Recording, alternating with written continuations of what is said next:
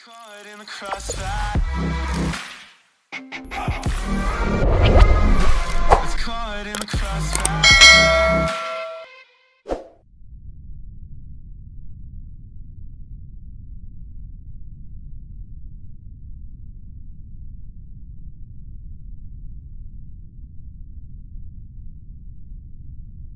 हे असं बोलावून ठेवतात ना, मग मला ना डोकं फिरतं माहितीये तुला. मग हे नाही ते लोकांशी बोलू आपण ते बरं, तिकडे बोलायला देत मित्रांनो, नाही. मी काय सांगतोय, जर पुढे आयुष्यात कधी तुम्हाला व्हिडिओ ते त्यांना रानाच्या ना आधीच लागायचं नाही बिलकुल पण. आमच्या प्रोडक्शन हाऊस मध्ये ना आमचे डीओपी आणि म्युझिक वाले ते ना आर्टिस्ट रेडी. हे बघ ते बघ आर्टिस्ट रेडी. आता एकदा कॅमेरा फिरव. बंदच केलं, काय केलं? थांब ना फिरव. कॅमेरा बघ. हे बघ, हे बघ, ही ही दोन दोन चार चालू आहे. Artist ready. Artist ready. चले बंद कर. बंद. Bye guys, bye. Bye. Camera rolling and action action. नमस्ते दोस्तों, मैं आयुष भिड़े और मेरा पार्टनर दिवेश शेट्टी, हम फिर से आपका स्वागत करते हैं हमारे एपिसोड 2 में। जैसे कि एपिसोड 1 में हमने हमारे ग्रुप फॉर्मेशन के बारे में इंट्रोडक्शन दिया था, आपको उस जर्नी पर लेकर गए थे, तो हम अब फिर से उसी जर्नी को आगे कंटिन्यू करेंगे। तो लास्ट एपिसोड में हमने तेरी मेरी यारी, जो हमारी फर्स्ट शॉर्ट फिल्म थी, उसके बारे में आपको कुछ हिस्टोरिक मूवमेंट्स बताए थे हमारे, जो हमने वहां पर फेस किए थे।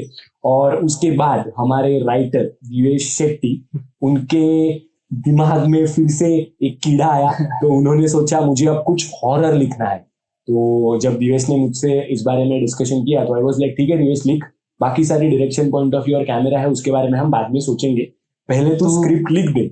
तो एक चीज तो बोल रहा है, क्या? वो सिर्फ हॉरर मूवी नहीं थी, वो एक म्यूजिकल हॉरर थी। Musical horror, I am sorry, it was named as dark web, a musical horror.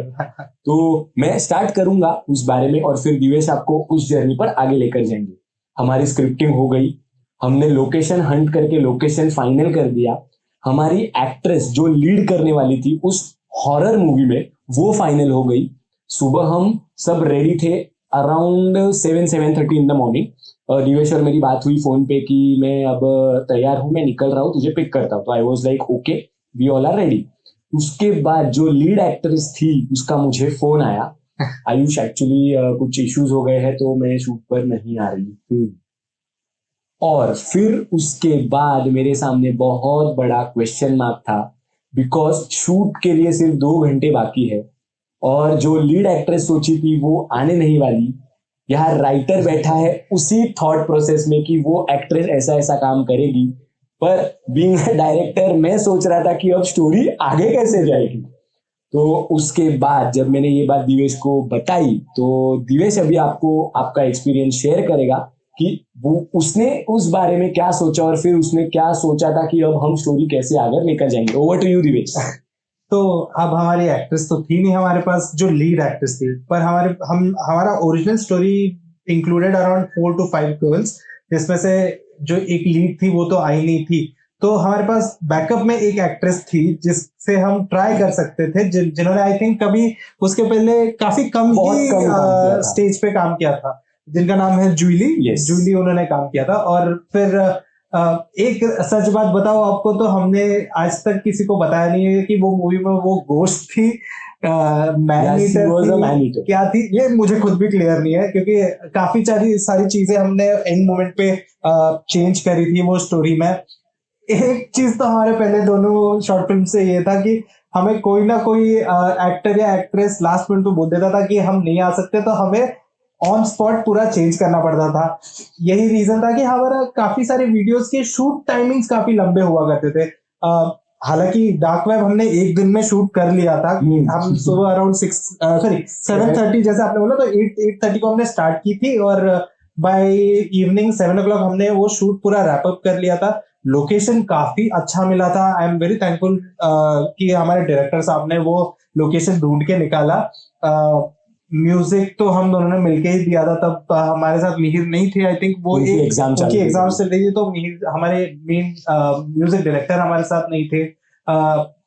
Editing भी हम दोनों ने मिलके करी थी। तो वो मूवी वाज हमने काफी चीजें, अगेन जैसे फर्स्ट मूवी में हमने हमारा सब डाल दिया था, वैसे ही सेकेंड मूवी में भी हम जितना कर सकते थे, जो एडिटिंग कर सकते थे, जो म्यूजिक डाल सकते थे, हमने सब डाल दिया। काफी अच्छा रिस्पॉन्स भी मिला हमें आपकी तरफ से, क्योंकि एक एक सेकंड शॉर्ट फिल्म के लिए to be a horror is a big challenge that we had taken on and thankfully we did good on it. I think we did good. Yes. और इसी के साथ अब कुछ और एलिमेंट्स उसमें ऐड करना है तो मैं बताऊंगा. जैसे दिवेश ने कहा, हमारे अंदर, हमारे सोच में वी हैड नो लिमिटेशंस. हमें जो जो समझ रहा था हम सब डाले जा रहे थे. अभी तेरी मेरी यारी में fight sequence is not a small thing. अगर वो फाइट ना लगे तो उसे फाइट सीक्वेंस नहीं कहा जाता, और हमारे साथ वही हुआ था. वो फाइट सीक्वेंस कम और ऐसा लग रहा था कि हम बच्चों की तरह खेल रहे हैं वहां पे. बट फिर भी That was fun. हमें उसमें से कुछ सीखने मिला. We had a good learning. Yeah. हमारे आगे जाकर मेंटोर्स ने भी हमें बहुत अच्छी तरह गाइड किया. Basically being into direction acting, being into writing and acting, हम दोनों का डीओपी रिलेटेड फोटे उतना स्ट्रॉन्ग नहीं था एट दैट पॉइंट. धीरे धीरे जैसे समझ बढ़ती गई हमें वो सब सारी चीजें समझ में आने लगी. डार्क वेब में भी अभी स्विमिंग आना मतलब तुम कोई भी सीन कर लोगे ऐसा नहीं होता. वहां पे बावड़ी थी वेल, उसमें वो देखकर हमने सोचा कि इसके अराउंड भी कुछ सीन्स किया जा सकता है. तो पहले तो हमने सोचा कि इसमें कूद तो जाएंगे पर बाहर कैसे आएंगे, क्योंकि जो वेल्स को अंदर से स्टेप्स होती है वहां पे वैसी स्टेप्स अवेलेबल नहीं थी प्रॉपर मैनर में.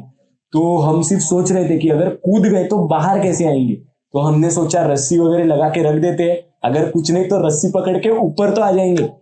फिर धीरे धीरे वो सीन्स डेवलप होते गए. जैसे कि अभी एक्ट्रेस का प्रॉब्लम हुआ, सेम वे तेरी मेरी यारी में भी हमारे एक एक्टर के कारण हमारी स्टोरी पूरी तरह घूम गई थी लास्ट मोमेंट पे. और उसका एक ड्रॉबैक ऐसा हुआ था जो हमने सेकेंड फिल्म के लिए नहीं किया. हमने ट्रेलर पहले ही लॉन्च कर दिया था फर्स्ट शॉर्ट फिल्म का, जिसके रिस्पॉन्स के कारण हम लोग सोच रहे थे कि चलो अभी ट्रेलर इतना अच्छा हुआ है ना तो फिल्म भी अपनी हिट जाएगी.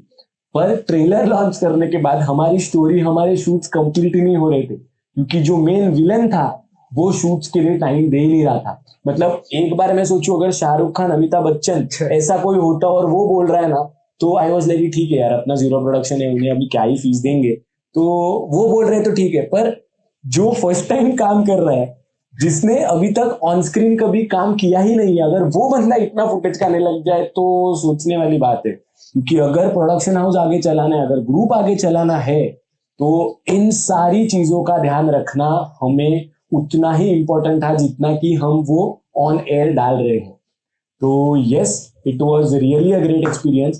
पर कुछ रिव्यूज थे जो दिवेश के साथ शेयर हुए थे डार्क वेब को लेके, तो he will share it with you, और हम हमारा पॉडकास्ट एपिसोड 2 यहाँ एंड करेंगे.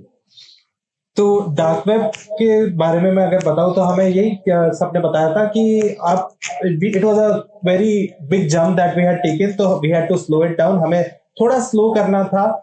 स्लो करते हुए it took 7 years for us to come back after Dark Web. Yes. हम 7 साल के लिए the Mad Boys was not on air. Many reason, जैसे हमारा करियर एकेडमिक्स था, ये इंजीनियर बन रहे थे, मैं होटलियर बन रहा था, तो काफी सारी चीजें थी. पर 7 साल बाद फिर हम आए. हमने सोचा कि लेट स्टार्ट इट अगेन.